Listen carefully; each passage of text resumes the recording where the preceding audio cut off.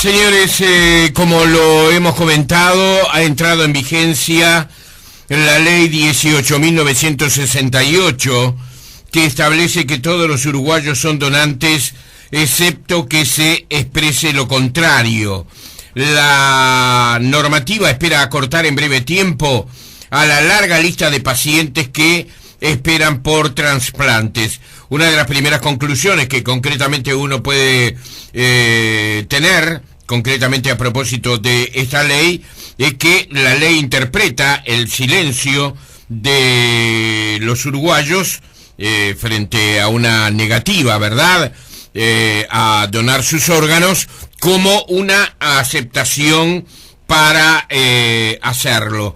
Este es un tema muy importante, es un tema que está marcando además viejas controversias, viejas luchas que se han dado de gente que se ha esforzado muchísimo por lograr algo así, que permita que la vida no sea una imposibilidad para mucha gente que esté esperando precisamente un órgano durante mucho tiempo para ser trasplantado. Estamos en línea con la doctora Inés Álvarez, que es la directora del Instituto Nacional de Donación y Trasplante de Células y Tejidos y Órganos. ¿Cómo le va, doctora? Buen día. Buenos días, Jorge. ¿Cómo está usted? Muy bien, gracias por recibirnos. No, por favor, un placer. Primera precisión sobre esto. ¿Qué diría? Bueno, yo prácticamente digo la edición, usted ya dijo todo, pero es así como usted lo comenta, el objetivo en realidad de esta ley está pensado en el bien mayor de los uruguayos. ¿Y el bien mayor de los uruguayos qué significa? Significa que tenemos pacientes que están esperando un órgano o un tejido o una célula para seguir viviendo, mejorando la calidad de vida. Y el recurso terapéutico, o sea, la herramienta terapéutica que se tiene, proviene de un órgano funcionante de alguien que está ya fallecido. Entonces, desde esa concepción, desde la concepción del bien mayor, desde la concepción de la autosuficiencia que tiene que tener un país para generar esos recursos terapéuticos de gente uruguaya que espera de ese órgano para seguir viviendo, es que el legislador tomó este nuevo atajo, yo no diría atajo, este nuevo peldaño, claro, en la ley, brillante ley generada por primera vez en toda América Latina que tiene el Uruguay desde 1971. ¿Qué pasa con la gente que ya había aceptado concretamente o había rechazado concretamente la posibilidad de donar? Sí, eso, Jorge, no cambia nada, porque el registro nacional sigue siendo el mismo registro nacional, con las mismas responsabilidades legales y las mismas responsabilidades penales. ¿Esto qué quiere decir? El instituto en su registro es el albacea de la decisión que tomó el uruguayo en su momento, así sea en 1978 o lo haya tomado ayer. Claro. Eso no cambia, y la última decisión, y el uruguayo tiene todo el derecho de poder incluso cambiar su decisión por distintas razones, de cambiar su decisión, y la que será válida y respetada es su última decisión. ¿Y cuál es el procedimiento al respecto, doctora? En realidad lo que hay que hacer ahora, esta ley lo que pone es la responsabilidad en nosotros mismos. Claro. Nos pone la responsabilidad en nosotros de decir, quiero ser donante, voy y lo confirmo, que es una cosa buenísima y nosotros la vamos a seguir promocionando, porque es una decisión reconfirmada. Si no quiero ser donante, lo expreso, lo tengo que registrar, firmar, y esa documentación inequívoca tiene que quedar en el único lugar que siempre estuvo, que es en el Registro Nacional de Donantes. Doctora, ¿se ha hecho algún estudio con respecto a cómo se comporta el uruguayo frente a este tema? Sí. ¿Cuál es su decisión, digamos, para un lado o para el otro con respecto al mismo? Nosotros con la ley del 71 y la modificativa del 2003, Sí. veníamos en realidad teniendo una tasa de donación voluntaria, que era una expresión de donación voluntaria, muy buena. Y antes de que saliera esta ley, fueron analizados dos variables que fueron proyectadas, vamos a decir, desde el propio Parlamento.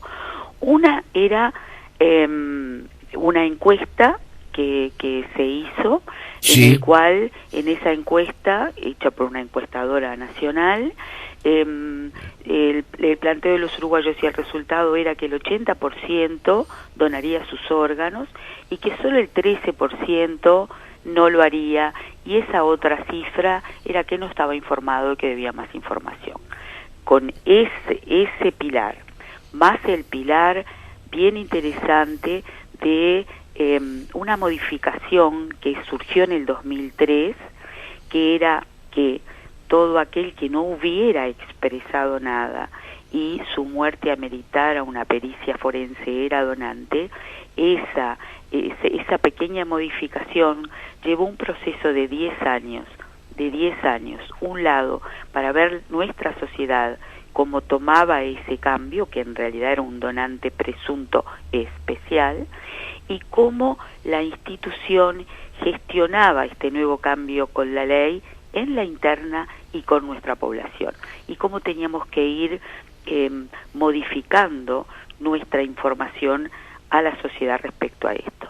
Esos 10 años de trabajo, realmente los resultados son excelentes, porque en ese tipo específico de presunto especial, en el cual la institución le informaba a los familiares, tuvimos una negativa fuerte de no entender cuál era este nuevo cambio, en un porcentaje que variaba entre el 5 y el 8%.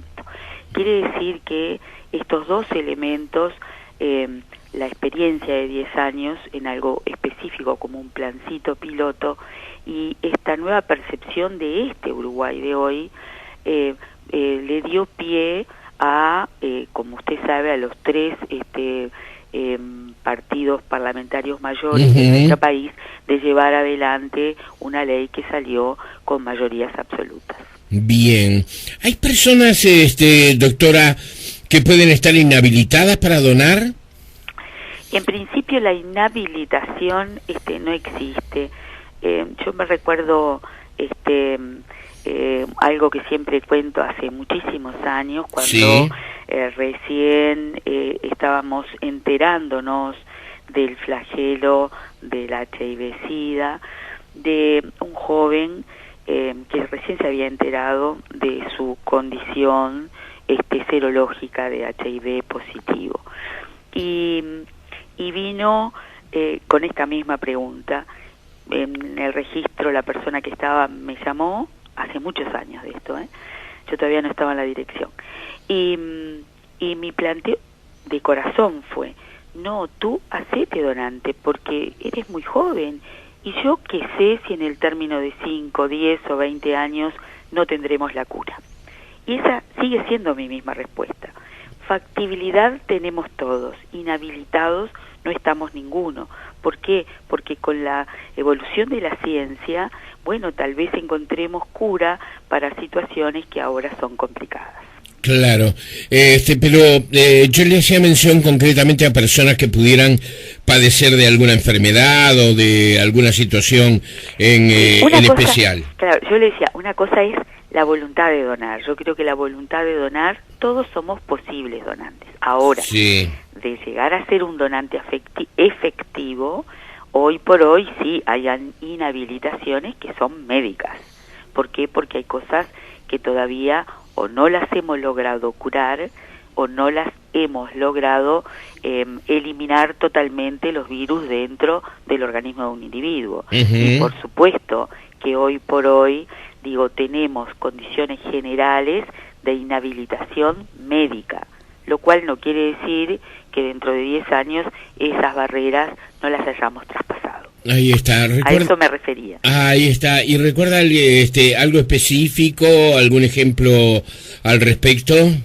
Bueno, en realidad, los individuos cuando la condición de donante, de posible donante, hoy por hoy, después de esta ley, los tenemos todos los individuos, a menos que hayamos expresado lo contrario.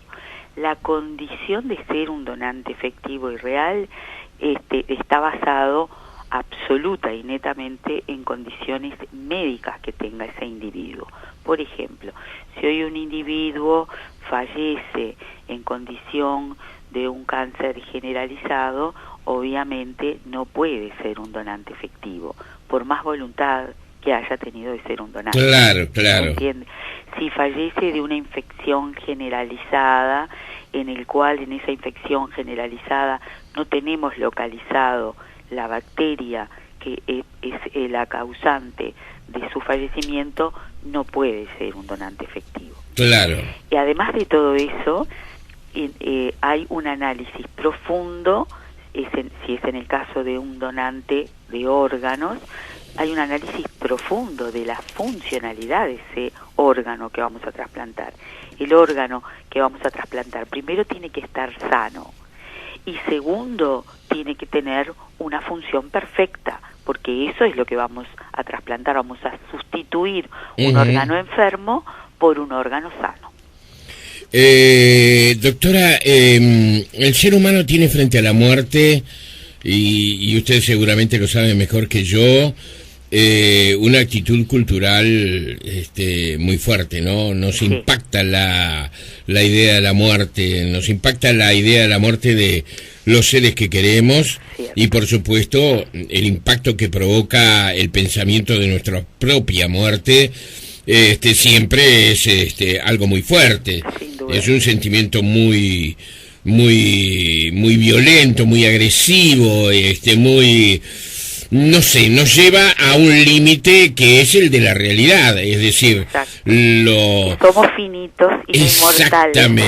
Exactamente, eso que queremos olvidar durante buena parte de nuestra vida, hasta que llegamos a una edad en donde observamos que eso que hemos de alguna manera desplazado de nuestro pensamiento está más cerca, más cercano. La posibilidad de morir, la posibilidad de que nuestros órganos de alguna manera sean utilizados, que es una forma de invasión, ¿verdad?, a nuestro cuerpo, a nuestro organismo, a nuestro físico, a nuestro ser, genera un impacto muy grande. Esto no es negativo, no es un pensamiento negativo hacia la idea de donar órganos. Yo creo que la vida, la posibilidad de dar vida a gente es algo maravilloso para cualquier ser humano, ¿verdad? Es fantástico, Jorge. Digo, también uno depende frente a un hecho que existe, no tiene marcha atrás, porque existe y va a existir en cada uno de nosotros. Está bueno ver en qué escenario se coloca. Si uno se coloca en el escenario de, esto lo viví plenamente, fui quien decidí ser, o quien pude ser, hasta el término en el cual yo fallezca, y después que uno fallece, este envase que uno tiene de alguien que biológicamente fue alguien, está fantástico decir en qué va a terminar este envase. En lo que la biología determina, como yo digo, en carbono, para hablar más clarito, vamos a terminar en polvo. Entonces, si uno se lo plantea eso, que es el proceso biológico natural del envase que va a quedar cuando no seamos nosotros. Y si uno lo plantea y se pone en el otro escenario, esto va a terminar en esto. Qué fantástico que algo de esto, que va a terminar en polvo, en ceniza, termine ayudando la vida de otra persona. Ese escenario es fantástico, porque además, si uno se coloca en ese escenario y no solo lo visualiza, sino lo piensa, lo hace lógico, resulta que esa cosa trasciende y estamos generando el mayor acto de amor que podamos tener a un ciudadano. Darle algo que fue biológicamente nuestro ser. Claro. ¿Qué órganos son compatibles con otras personas? Porque hay órganos que son compatibles solo con nuestros familiares. Por ejemplo, he escuchado de padres a hijos, o de hijos a padres, o de hermanos. Esto es así. Depende de los órganos, el estado de lo que nosotros en inmunología llamamos distancia genética. Hay algunos trasplantes de órganos, como por ejemplo el trasplante de médula ósea, sí, en el cual la distancia genética entre el receptor y el donante tiene que ser de una identidad genética absoluta. Sí. ¿Sí? Porque, por ejemplo, en un trasplante de una médula, la médula es el órgano inmunocompetente. Y si es esa la que está agredida, hay que quitar esa médula inmunocompetente y ponerle otra que sea idéntica a el resto del envase. Si no, esta nueva médula inmunocompetente va a reconocer como extraña a el resto de los órganos y del cuerpo. Ese es el trasplante en el cual se necesita mayor identidad genética. Hay otros trasplantes, como por ejemplo el de riñón, ¿verdad? Sí. En el cual, obviamente, cuanto mayor idéntico sea la histocompatibilidad, el trasplante va a durar mucho más tiempo en el receptor.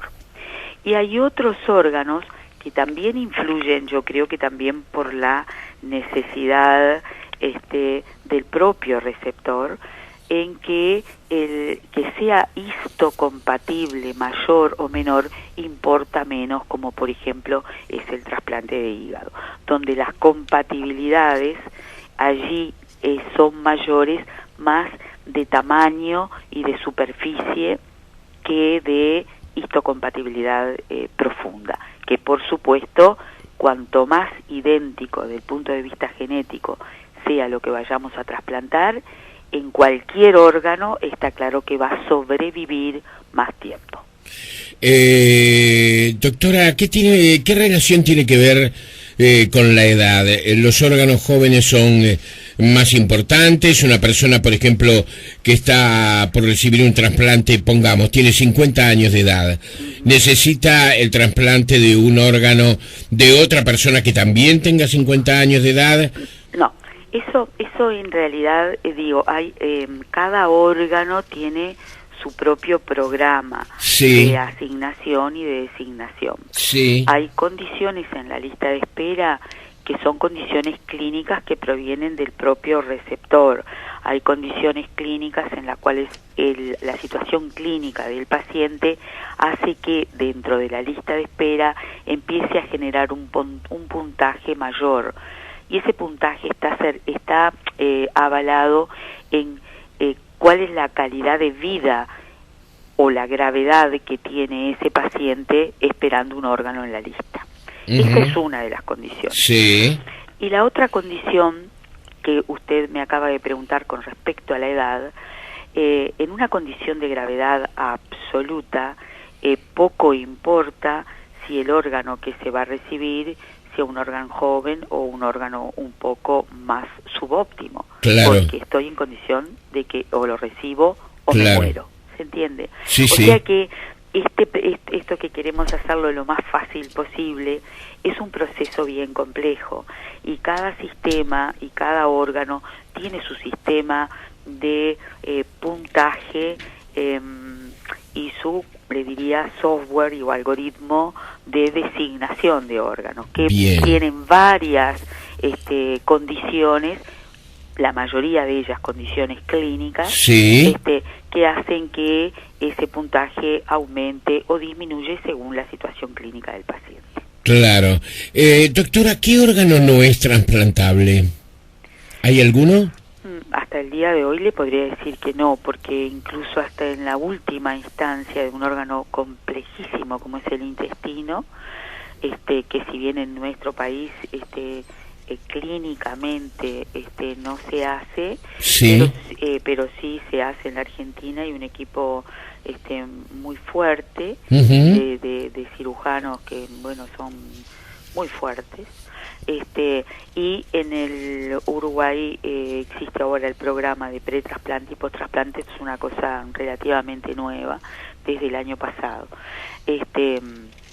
O sea que diría que dentro del acervo de la región ha sido la última adquisición del último órgano que se ha trasplantado, pero realmente se trasplanta corazón, se trasplanta pulmones, se trasplanta hígado, se trasplanta páncreas, se trasplanta riñón, se trasplanta intestino.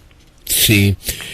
Doctora, siempre se dijo que uno de los inconvenientes que tiene nuestro país en materia de medicina, de cirugía, no está relacionado con los recursos humanos, sino que está relacionado con una práctica menor a la de los países que tienen mayor población. Exacto, es cierto, absolutamente cierto. Igual, yo siempre pongo como ejemplo, porque me parece que es un ejemplo muy interesante, el programa de trasplante hepático. Ajá. Como, digo, nuestro país generando el esfuerzo de no desperdigarnos en 800 programas, sino centralizados en uno, se generan recursos humanos altamente formados que tienen resultados realmente importantes. Me parece que esa es una de las grandes apuestas que tiene nuestro país. Hay otro programa que también se centraliza en un lado solo, que es el de páncreas, porque allí lo que se hacen es eso mismo, centralizar las capacidades de todo el equipo de salud y aumentar la experiencia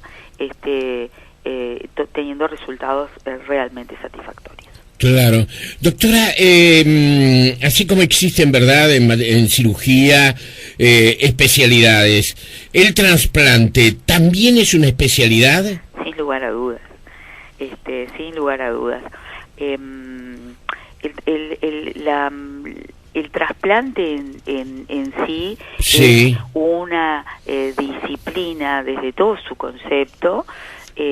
A mí me gusta decir donación y trasplante, porque no podríamos tener un órgano si no existiera el proceso de donación. claro. Que tiene apenas unos 50 y pico de años, ¿no? Uh-huh. Como tal. Entonces, obviamente, digo, estos procesos han costado introducirlos en la currícula. ¿Cuál fue el primero, el de Christian Barnard? ¿El de órganos? Sí. No. Si empezamos a hablar de trasplantes, sí. hay intenciones desde muchísimo tiempo atrás, porque digo, en nuestro país, por ejemplo, en la época del 48, creo que fue la primera, el profesor Rodríguez Barrios hizo un trasplante de córnea. El primero de América Latina. Opa. O sea que digo, era una personalidad brillante, ¿no? Brillante, absoluto. Bueno, fue nuestro primer director, ¿no? Claro. Y uno de los gestores, junto a la fantástica doctora Betty Bono, que fue quien me sucedió, que llevó adelante todo este proyecto institucional que se ocupa específicamente de toda la parte de la donación y el trasplante. Uh-huh. Doctora, ¿es costoso un trasplante? Sí, son técnicas que son costosas. Ajá. Costosas en el inicio, sí. Porque son cirugías complejas, porque requieren de cuidados altamente especiales y porque requieren de medicación especial. Pero, siempre digo lo mismo, es costoso puntualmente, pero nosotros sacamos, independientemente de la calidad de vida que le vamos a dar a ese receptor, pensándolo nada más que en economía de la salud, nosotros sacamos a un paciente con una insuficiencia crónica que está continuamente descompensado, continuamente recibiendo de medicación, continuamente ingresado, de ese sistema con un costo fuerte al principio y después reintegrando a la sociedad a alguien en una nueva condición de trasplantado que requiere tener por siempre tratamiento inmunosupresor, ¿verdad? Sí. Pero que ese costo se minimiza a través de los años. Ese individuo lo volvemos a la sociedad, lo devolvemos a la familia, lo devolvemos al trabajo, reintegramos a un individuo y quitamos del sistema económico de salud un costo muy pesado. Así que en suma, y para hablar en términos economicistas, en realidad el trasplante es una buena inversión. Los otros días leí una entrevista a un médico francés que señalaba que el límite de edad del ser humano para el cual estamos hechos son los 132 años de edad. Por eso ese es uno de los enormes, me encanta que haya Jorge tocado este tema. Sí. Todo el sistema de salud se está preparando, y hay algunas áreas que se preparan más que otras, sí, para asumir que la demografía de nuestra población está variando y va a seguir variando. ¿Esto qué quiere decir? Cada vez vivimos más, cada vez vivimos más y mejor, sí, pero el proceso obvio de aumentar los años va a ser claramente que cada vez la función de nuestros órganos se vea disminuida. Así que es altísimamente probable que muchos de nosotros, seamos trasplantados. De condición de una insuficiencia terminal de alguno de los órganos y que realmente precisemos de un trasplante. Así que en realidad la trasplantología tiene que estar pensando hoy por hoy con esta cabeza de que el trasplante se va a necesitar cada vez más, y tiene que estar pensando además con una cabeza proactiva en lo que va a existir de la medicina regenerativa. Claro, yo pensaba los otros días cuando leía eso, ¿no? Sí. 132 años. Sí.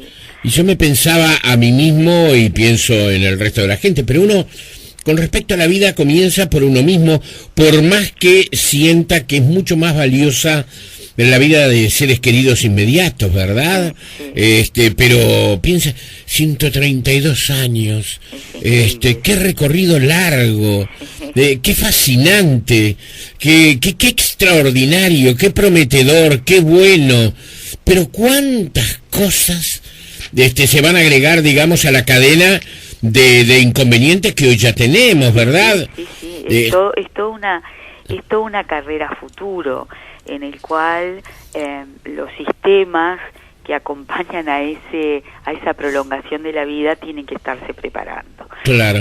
Y en ese sentido, yo me encanta en esta charla bien interesante que estamos teniendo, Jorge. Sí. Es decir, de que el instituto ya está pensando en un futuro, y le tengo que decir de que ya se están haciendo el proyecto ejecutivo de lo que va a ser el laboratorio de ingeniería celular y tisular en el Uruguay. A eso iba. Ya me lo vi venir. Ahí está, ¿tendremos órganos artificiales? Y alguna vez sí, capaz que nosotros no podemos verlo, pero si vivimos 132 seguro. Sí, llegamos bien, me estimula. Pero bueno, sí existen incluso al día de hoy en centros altamente desarrollados, ya existen órganos como por ejemplo vejigas, que son generadas con ingeniería. Ajá. Y bueno, y existen tejidos importantes que ya se hacen con ingeniería. Así que bueno, nuestro país en eso, que tenemos que acompañar con el pensamiento y la creación de programas que el país acompañe estos nuevos paradigmas que se nos enfrentan. Sí. Esta institución que está encargada de las políticas de la donación, el trasplante y la medicina regenerativa desde el año 2008, está pensando ya en esas posibilidades, con este mismo criterio, con que todos los saberes estén en un lado solo para no desperdiciar ni recursos humanos ni recursos financieros. Qué maravilloso y terrible que es el ser humano, qué capacidad de destrucción que tenemos, pero qué capacidad para crear y construir también tenemos, Es fantástico, es fantástico. Realmente es fantástico. Parece que estuviéramos hablando de cosas que, podrían verse para dentro de mucho tiempo, y nadie puede apostar la celeridad que tiene hoy la historia de que esto de pronto, como usted decía, de repente está lejano a nuestras posibilidades, pero de pronto puede estar ya al alcance de nuestros hijos. Sí. Ha sido muy bueno conversar con usted, doctora Inés Álvarez, directora del Instituto Nacional de Donación y Trasplante de Células, Tejidos y Órganos. Le deseo mucha suerte, muchas gracias, y tal vez en una próxima oportunidad tengamos la posibilidad de seguir hablando de estos temas que a mí me asoman como apasionantes, ¿no? Bueno, muchas gracias, Jorge, por esta probabilidad, y realmente fue una charla realmente gustosa. Bueno, muchas gracias, que tenga una buena jornada. Gracias. Adiós. Igualmente, chao.